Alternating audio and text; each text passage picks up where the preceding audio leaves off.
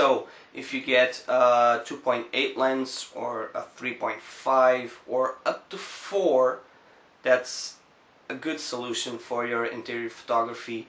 But don't forget, if you go up to 4, that will probably come as a problem, because sometimes places are really dark and your flash will compensate, but sometimes having too much flash on your images is not good. So if you have an extra buck to waste, not waste because you'll get a better lens, but to invest in a 2.8 lens, do go ahead with it, because you're not only using it for real estate photography, you're using it for everything else. You're using it for nature photography, you're using it for landscapes, you're using it for concerts, for example. I do a lot of concerts with my 17-35, and that 2.8 is really helpful when there's no light to work with. It really comes out in handy, because most of the times I don't like using my flash in concert photographies. I like to use the ambient light. Sometimes I use it, I just pop it up a little bit just to give some ambient to the place. But this is not about concert photography. I'll talk about that another day. So see Takina's lenses if you don't have a lot of money to invest. See Sigma's wide-angle lenses have a tiny bit of a problem. They're very soft on the sides. Takina does a very good job in controlling that. I don't like Sigma's wide angles because of that. I've used a couple, I mean 2, 3, yeah, I used around 3 wide-angle lenses from Takina, and they all have that same fault. They're very soft in the angles. I mean, very soft. So I don't know how Sigma's new wide-angle lenses are behaving nowadays, but I'm talking to you about my experience. Nikon's do great. If you have a lot of money to spend, be sure to go with the 14-24 2.8, because that's an amazing lens. It's expensive as hell, but if you really want to get into this, that will be a fantastic lens. Fantastic lens, trust me. We talked about little tips, we talked about lenses, cameras. It's your own personal opinion, experience, choice. Canon, Sigma, Nikon, anything. If you can, full frame, always better, because you'll get a bigger view of what you're photographing, and that'll be easier to compose your images when you have more information. It'll help out with the wider spaces you have to see. So if you can go full frame, go full frame. If you already have a cropped camera, a cropped sensor camera, work with it. You'll have no problems. You just need to get that little a step back if you're able, or get that extra wider lens to work with. In terms of flash, there's 2 ways to do this, and there's no wrong way to do this. Either you get a very powerful flash that will help you out in any situation, or you get an intermediate power flash like the SB700 that isn't that powerful, but it has enough power to help me out in any situation I have.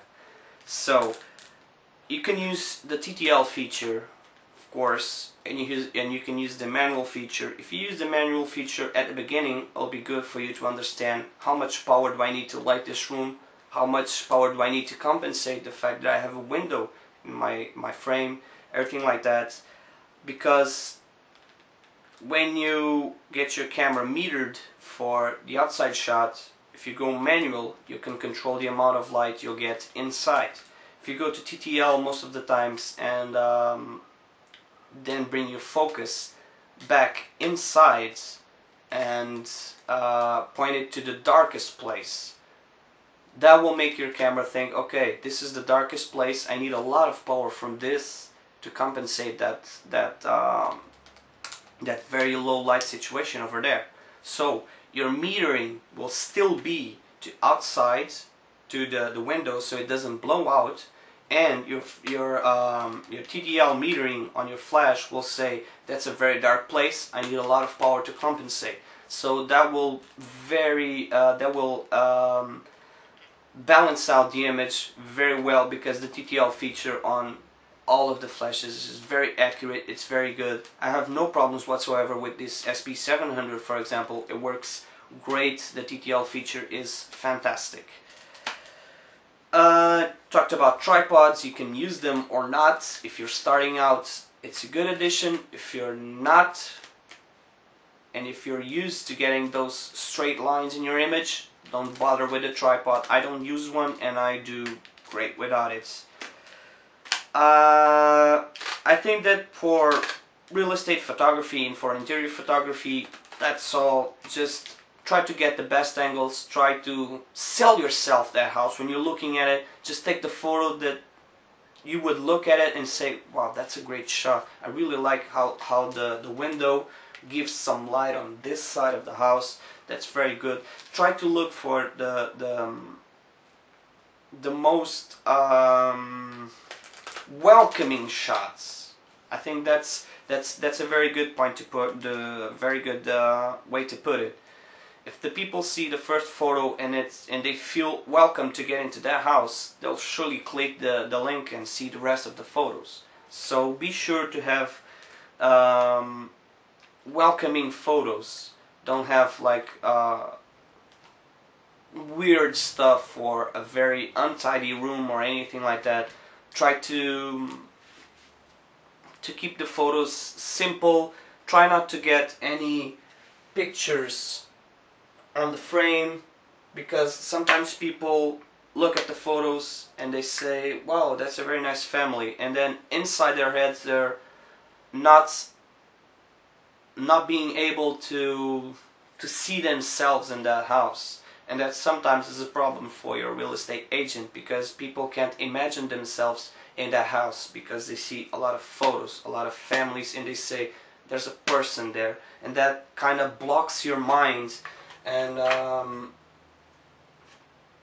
most of the times it makes people get shyer and not be able to imagine themselves in that house, because that's the best way to sell a house, is to make people feel comfortable and make people see that they could be the ones in that frame, and they could hang their pictures right there or anything like that. You just need to give people some space for imagining how they're going to put their bed there, how they're going to put their family photos up the walls. So be sure to turn the frames around or tilt them down or anything like that, and keep personal objects out of the photo. I mean, because it's like that. It's like turning the house, getting rid of personal objects. Basically, that's it. It's giving room for people to put their stuff, the things they have in the actual house, on that new house. Because if you can do that, people will surely be happier and see, okay, that would fit great on my new frame I got. That would be a great space for my new bed. That would be a great place for me to put my amp and my bass guitar right there in the corner, so then I would just grab it and just play right there. Anything like that, just give space, give room for people to imagine how they would be on that photo. If they were actually there, how that would be their house. Give them a little more imagination for that. And I think that's it, guys. This has gone very, very, very long, and